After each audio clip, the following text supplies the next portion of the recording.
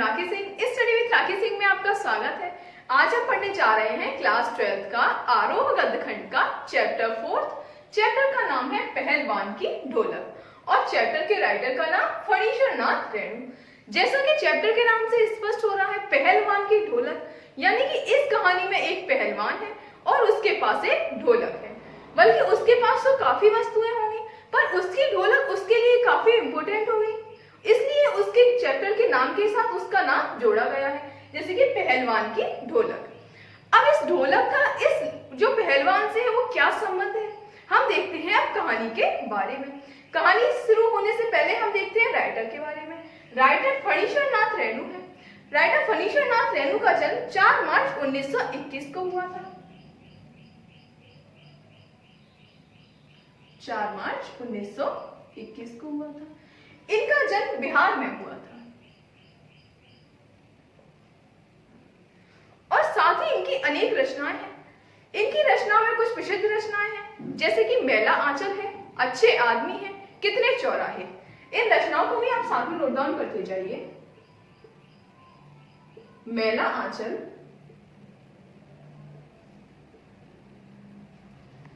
एक रचना आपकी ये भी हो सकती है पहलवान की ढोलक। अगली रचना है अच्छे आदमी।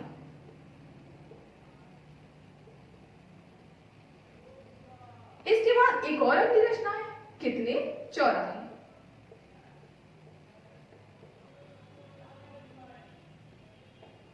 इस तरीके से इनकी कुछ प्रसिद्ध रचनाएं हैं। अब इनकी बात आती है निधन की। इनका निधन 11 अप्रैल 1977 को हुआ था।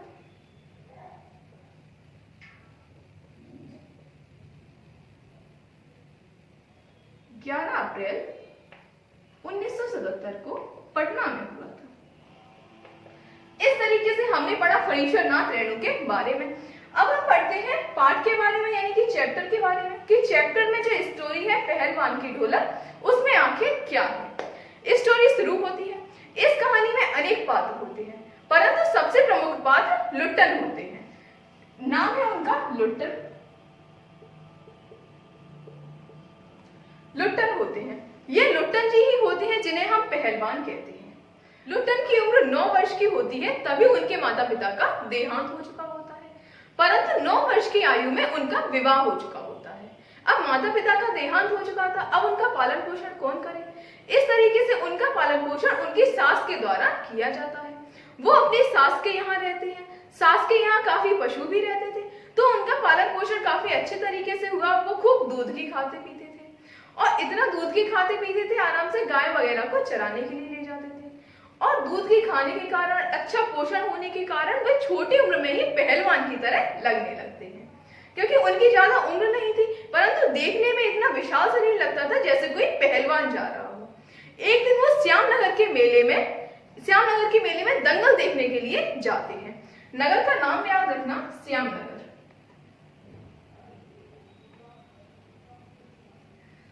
क्योंकि हमने भी कई बार देखा होगा मेले में दंगल लगते हैं, दंगल में कुश्तियां वगैरह होती हैं। इसी तरीके से ये भी श्यामनगर के मेले में दंगल देखने के लिए जाते हैं। वहां एक चांद सिंह नाम का पहलवान आता है। पहलवान का नाम है चांद सिंह। जो नाम दिए जा रहे हैं उन्हें आप नोट डाउन करते जाइए, क्योंकि ये आपके ऑब्जेक्टिव में पूछे जाते हैं।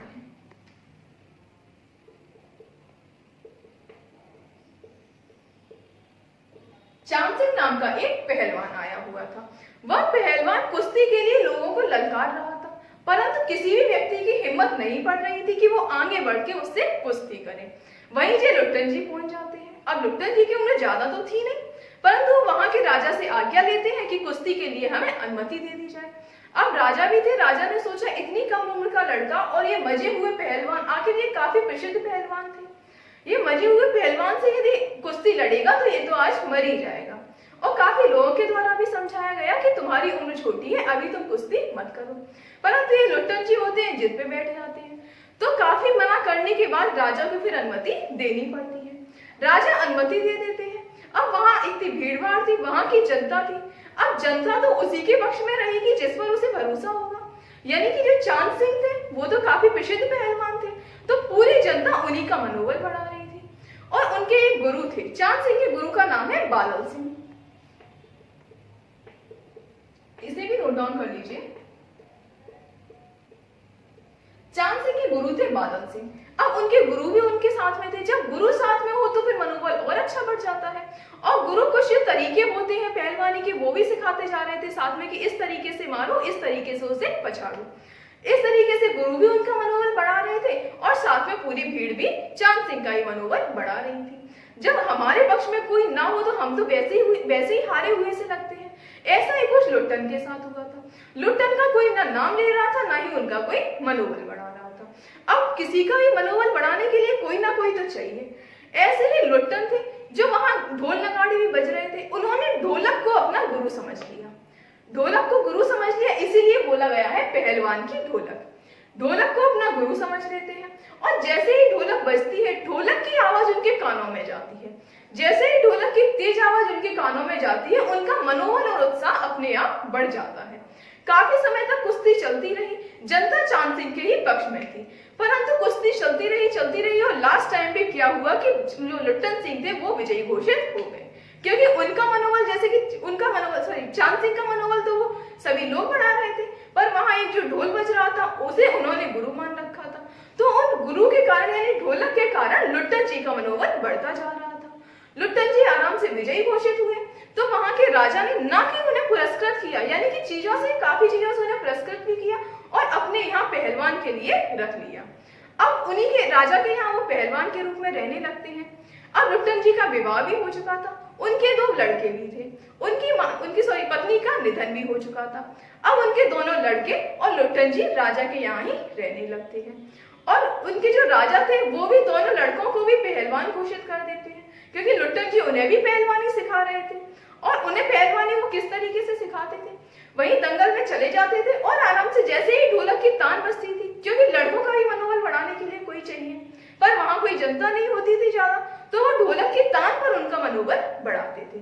इस तरीके से उन्होंने अपने लड़कों को भी पहलवानी सिखाई और लड़कों का भी पालन पोषण काफी अच्छे से हुआ, क्योंकि राजा के यहाँ थे और पहलवान थे, तो पहलवान का खाना पीना तो और अच्छे से होता है। इस तरीके से उनका भी पालन पोषण खूब अच्छे से हुआ। परंतु कुछ समय पश्चात राजा की मृत्यु हो जाती है। राजा की मृत्यु हो जाती है तो उनका जो पुत्र होता है वो राजभार पूरा संभाल लेता है। अब जब पुत्र आता है तो पुत्र के अनुसार पूरा राजकाज चलेगा। पुत्र के अनुसार राजकार्य चलता है तो पुत्र को पहलवानी का शौक ही नहीं होता है।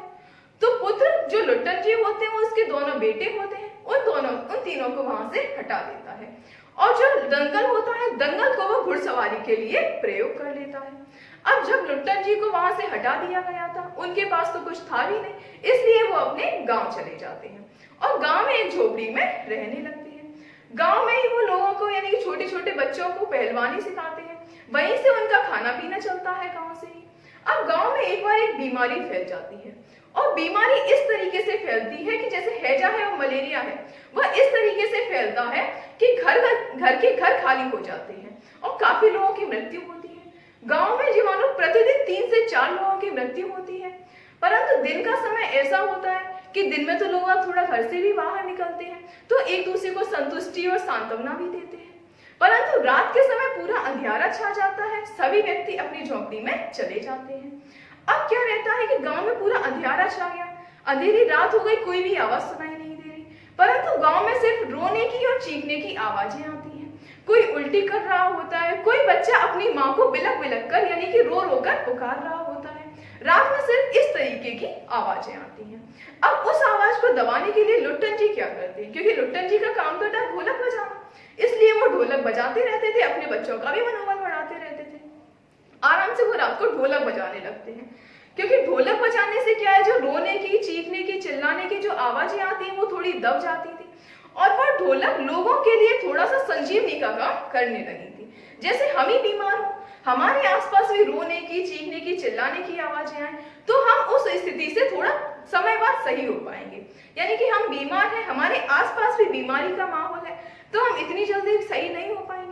परंतु हम यदि बीमार हैं और हमारे आसपास खुशी का माहौल रहता है कि सभी व्यक्ति हमारे साथ अच्छे से बिहेव करते हैं, अच्छे से आते हैं, बातें करते हैं, या फिर हमारा भी थोड़ा मन लगा रहता है, तो क्या हम बीमारी से थोड़ी जल्दी सही हो जाते हैं।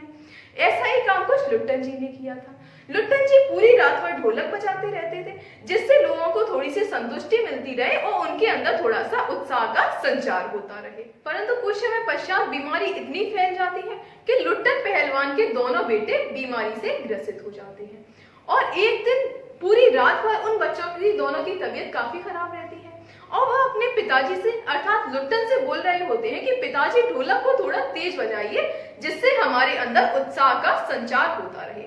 लुट्टन पूरी रात भर ढोलक बजाते हैं परंतु सुबह होने तक दोनों बेटों की मृत्यु हो जाती है।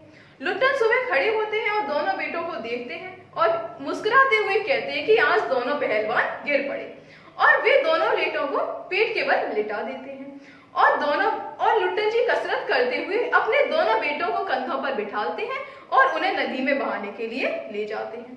नदी में बहाकर जैसे ही वो लौटते हैं तो आसपास के लोगों को पता चलता है कि लुट्टन के दोनों बेटे मृत्यु को प्राप्त हो गए। तो और लोगों का मनोबल काफी टूट चुका होता है परंतु लुट्टन जी का मनोबल अभी भी नहीं टूटता है और प्रतिदिन की तरह वो उस दिन भी रात को पूरी रात भर ढोलक बजाते हैं। परंतु कुछ समय पश्चात लगभग 4 से 5 दिन के बाद किसी भी व्यक्ति को रात को ढोलक सुनाई नहीं देती है।